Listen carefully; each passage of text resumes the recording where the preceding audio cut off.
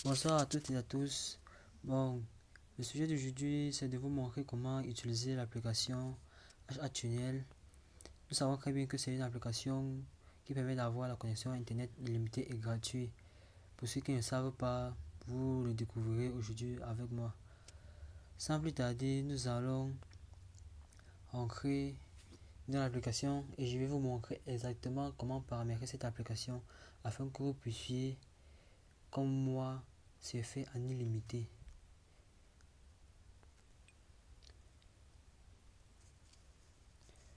Alors l'application, là voilà, HATunnel, nous allons rentrer dedans. Nous allons patienter un peu quelques temps.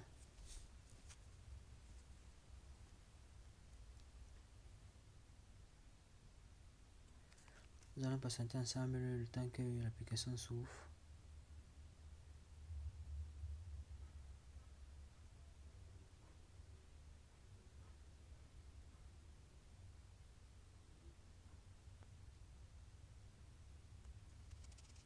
Voilà.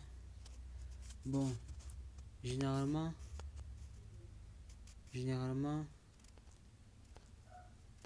au début, quand vous entrez dans l'application HATunnel, tout ceci est vide. Vous allez voir juste free site, un truc comme ça. Bon, ce que nous allons faire, déjà, nous allons entrer le custom setup, le custom payload est activé. Nous allons cliquer juste à ce niveau-ci. Nous allons cliquer là.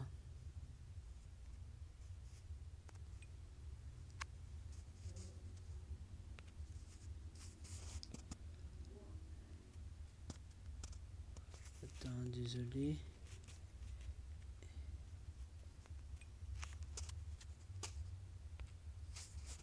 Nous allons cliquer ici.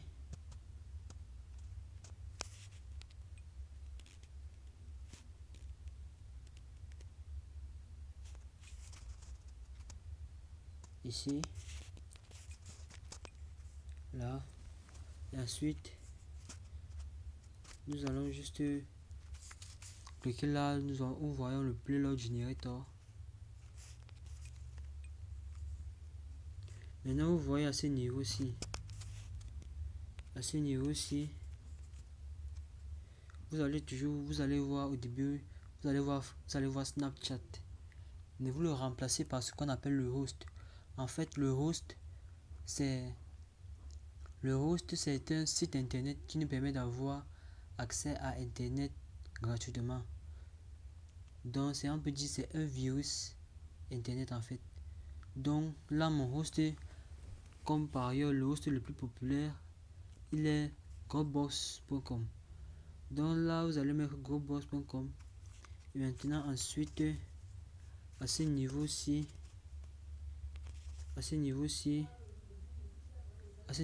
vous allez cocher le HTTP. Le HTTP, vous le remplacez par, soit vous le remplacez par put, soit vous le remplacez par head, et soit vous le remplacez par patch. Donc là, nous on va sélectionner put. Maintenant, au niveau d'ici, comme vous voyez HTTP 1.0, nous allons tout simplement choisir le HTTP 1.1. Vous voyez, donc comme c'est fait, vous voyez là tout ceci, grosboss.com, méthode put, HTTP version 1.1, HTTP header. Donc ici HTTP header, c'est le moyen de connexion en fait, dans la façon dont vous voulez que la connexion soit établie. Et le plus récurrent, c'est keep alive. Donc le plus récurrent, keep alive, ce qui veut dire en fait maintenir la connexion en ligne. Donc quand c'est fait, nous allons tout simplement cliquer là. Nous allons tout simplement cliquer là sur Generate. Cliquons sur Generate et vous voyez ça affiche tout ceci. Maintenant nous allons aller ici, juste derrière le grand HTTP. Vous voyez, on efface tout ce qu'il y a derrière le grand HTTP. Et maintenant nous venons là à ce niveau, derrière derrière le dernier 1 ci, nous mettons un espace et on écrit là 200. Donc en fait 200 c'est le port. Donc 200 c'est un intermédiaire entre le port 80 entre le port 80 et le port 443 qui sont les meilleurs ports de connexion. Dès que c'est fait, on vient maintenant ici là, comme il y a deux CRF, on efface le dernier CRF ainsi que la parenthèse qui suit. Dès que c'est fait, nous allons cliquer là sur Apply, juste là. On clique sur Apply. Et maintenant, les données étant activées, vous allez voir le port. Ici, nous avons le port. Ici, le 443, nous avons le port. Donc, nous pouvons le modifier. Il y en a tellement de ports. Mais les ports les plus utilisés sont en fait ceux-ci. Sont en fait ces ports-ci. 80, 80, 443, 31, 28 et 80 et 80. Donc ces 4 ports-ci. Maintenant, parmi ces 4 ports-ci, les meilleurs ports de connexion sont le 80, 80 et le 443. Généralement, c'est le port, sont ces deux ports-là. Donc, et ici, à ce niveau-ci, nous avons à ce niveau-ci, c'est le serveur, comme on a écrit Select Server. Donc là, vous avez une multitude de serveurs. Mais de préférence, il est bien mieux d'utiliser un serveur qui est proche de notre zone géographique. Donc, comme par exemple, là, moi, je suis au Cameroun. Et nous allons choisir un serveur qui est proche du Cameroun. Donc, nous avons ici United States, Canada, Germany, United Kingdom. Donc, généralement, c'est la France le plus utilisé. Mais, comme en France, c'est saturé en termes de connexion, nous allons prendre celui-ci. Nous allons prendre le port ici, Netherlands, qui signifie en fait le Pays-Bas. Le Pays-Bas, il est proche du Cameroun, mais un peu plus éloigné de la France, donc il n'y a pas de problème.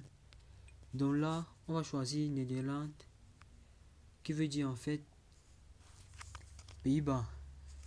Donc quand tous ces paramètres là sont établis, nous allons cliquer tout simplement sur Start.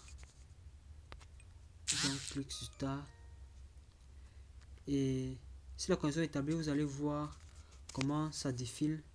Là, vous voyez Add Time, Add 1 hour. Donc vous allez tout simplement faire un clic en arrière et vous voyez là à ce niveau-ci. Vous voyez à ce niveau-ci. Comme vous voyez ici, nous avons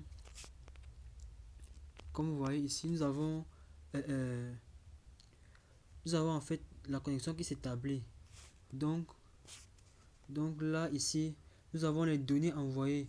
Comme vous allez voir un peu plus loin à ce niveau, vous voyez à ce niveau-ci, pardon, vous voyez à ce niveau-ci, là où il y a les données connectées, vous voyez il y a une flèche qui monte et une flèche qui descend. C'est pareil pour ce cas-ci. Donc ici nous voyons la flèche qui monte, c'est-à-dire les données que vous envoyez pour recevoir vos parts de données. Donc ces données en fait c'est exactement comme les données qui sont affichées en haut. Donc et ces données là doivent toujours être elles doivent toujours être inférieures, elles doivent toujours être supérieures, elles doivent toujours être inférieures à celles que vous consommez. Donc les données que vous consommez en fait, les voilà, c'est celles qui sont au niveau de cette flèche ci. Elles sont toujours plus supérieures à celles de gauche. Il y en a qui consomment les 4 gigas, les 25 Go en une seule journée. Donc, comment fonctionne ce VPN-ci? En fait, au niveau de cette clé, vous voyez ici, il y a ici en haut, vous voyez une clé qui s'affiche. Donc, c'est pour dire que le VPN est connecté. Et quand le VPN est connecté, vous pouvez avoir accès à Internet gratuitement. Et maintenant, le fonctionnement du VPN est comment? Vous voyez, le VPN se connecte chaque minute, donc une minute de connexion. Donc, quand le VPN se connecte, il va se déconnecter après une minute et se reconnecter en 8 secondes maximum. Et pour voir cela, vous voyez un peu par ici. Vous voyez un peu par ici. Vous voyez là, on voit ici en bas, connected. Donc, ce temps qui défile là, il va s'arrêter à maximum 1 minute 18. Après, maxi 8 secondes, il va se reconnecter. Donc, à chaque fois, ce sera ainsi. Bon, maintenant pour regarder le débit de connexion, il y a cette application là. Cette application-ci, moniteur de données.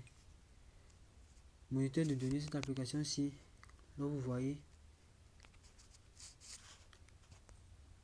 Là, voilà.